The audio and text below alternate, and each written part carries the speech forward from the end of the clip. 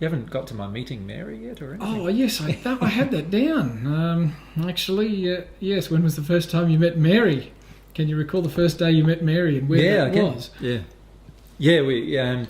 She was in Magdala, the city or the town in which she lived. She by this stage she had a very checkered history. When she was young, she was abused by her father. She eventually became pregnant, and her father then sold her as a prostitute. She gave birth to a child which she lost through a process that she can describe.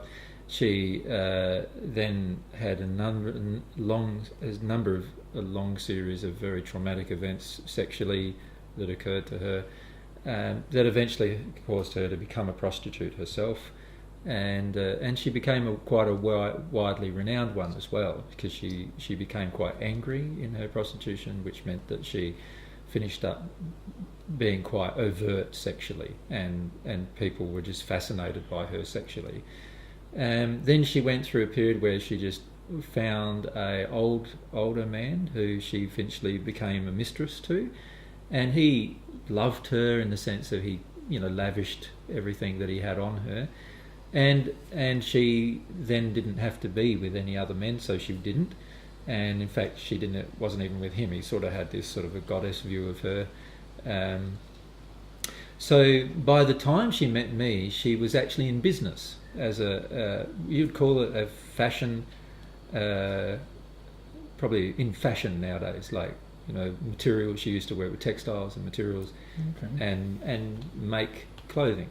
And she had quite a number of women working for her, who were all from her similar background, who she'd rescued from a similar background. And so by the time I met her, she heard about me through the different healings that had occurred in other towns that I'd visited. And usually by this stage now, when I came into a town, people had heard about me before I arrived, and so they'd come and see. And she came with a group of women to see me.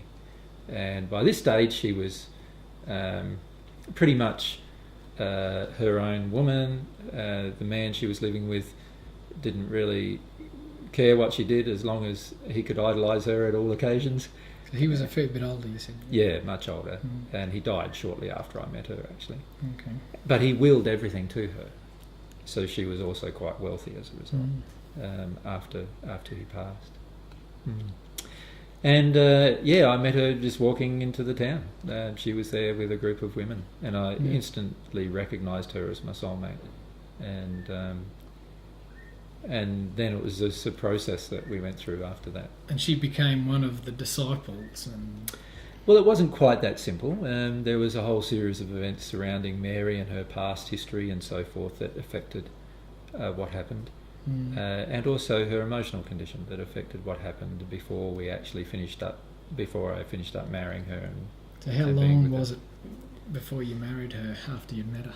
Well, we spent nearly 3 months together initially, not sexually, because I wouldn't engage with her sexually because of her emotional injuries regarding sexuality that she was trying to control me with. So she was trying to use her sexuality to control me, and I wouldn't engage with it. And eventually she got very, very angry and upset with me, and she had sex with a couple of the disciples so that I could see it, and in a way to punish me.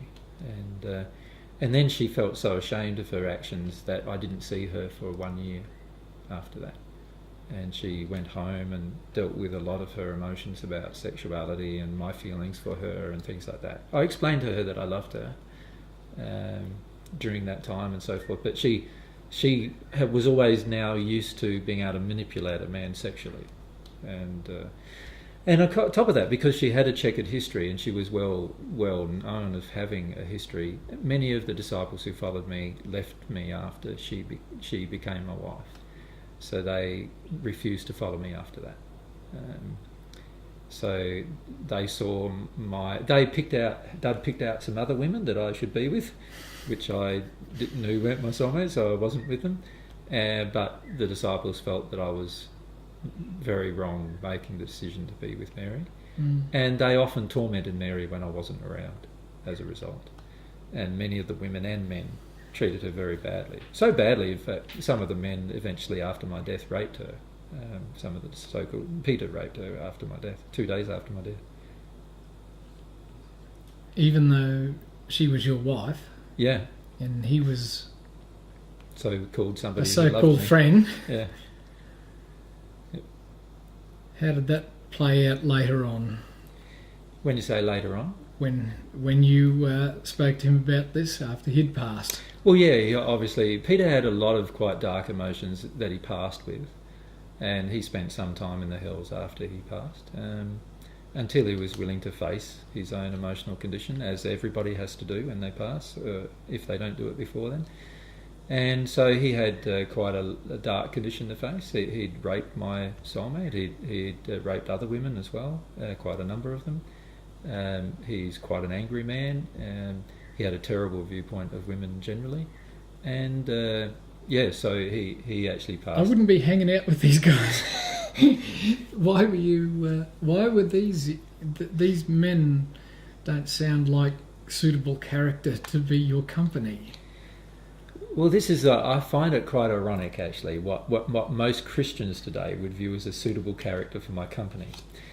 In the Bible, it does say the truth about who kept my company. And what does it say?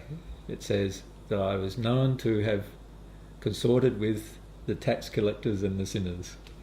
And the reality is that most of the people who were associated with me were well and truly sinners, in the sense that they had a lot of pretty dark emotions. 4 of the so-called apostles, and they weren't my apostles, but 4 of the ones listed in the Bible were basically terrorists. So there are lots of people who I was associated with in the first century that I was trying to teach about love. Okay, so you didn't really have a closeness as a friendship, like you would these days. Like I would choose a friend who's fairly similar in character and ethics and morals to myself. I probably wouldn't want to, You'd judge them. In other words. No, I wouldn't. I just wouldn't choose to be around them. From commonality. I choose to be around anybody who wants to hear the truth while they want to hear it. If they no longer want to hear it, then I probably won't be around them. Now, Peter often said he wanted to hear the truth, so I told him the truth. And he often didn't want to hear it, of course, but he said he wanted to, and so he always got a dose of it. So who was the smartest out of the disciples? Who caught on the quickest? Intellectually the smartest, or soul the smartest? Soul. John. Aside from Mary. Mary was caught on the quickest, being my soulmate. It was undoubtable she was going to.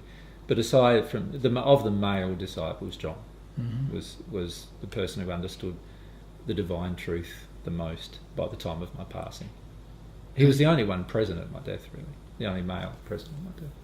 Andrew might have been present at my death, but at a distance. John was right close by where I could see him. And he was there with four of the girls, but my soulmate included. But quite a number of the women understood divine truth far better, but the men struggled because of arrogance and other emotions. They all struggled.